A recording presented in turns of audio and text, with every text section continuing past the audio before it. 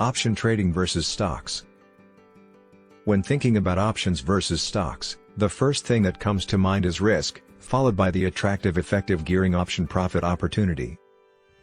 Everyone has their own comfortable risk level, their sleeping point.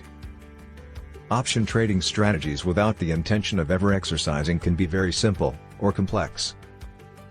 In this techno age it should be easy to design a money tree, but the market has a habit of butt-kicking when traders get too smart. So this video is not about trying to outsmart the market.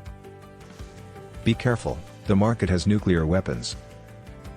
Option trading introduces the element of time into decision-making. Stock buyers have no such constraint, which is a two-edged sword.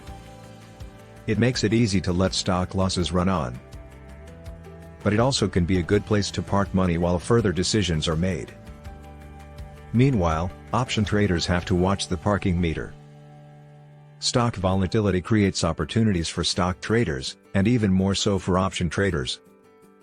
Option trading stats often give an insight into what some bigger traders are doing.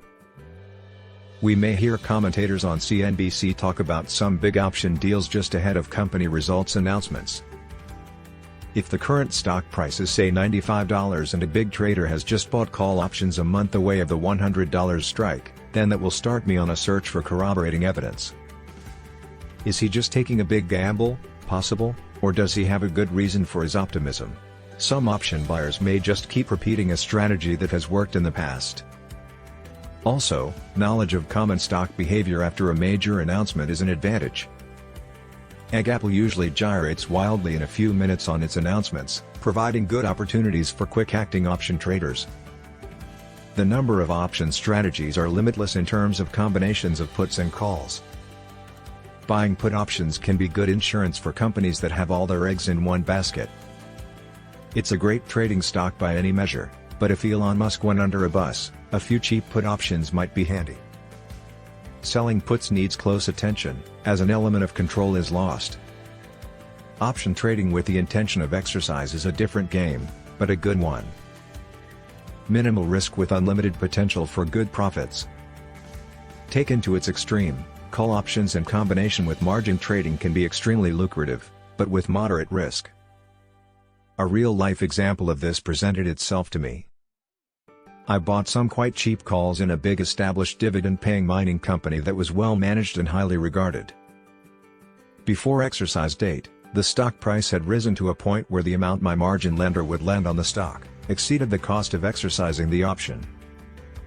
In other words, the exercise was 100+% financed. From a cheap call option to ownership of the stock, with the initial option cost being my only expense to ultimately own the stock.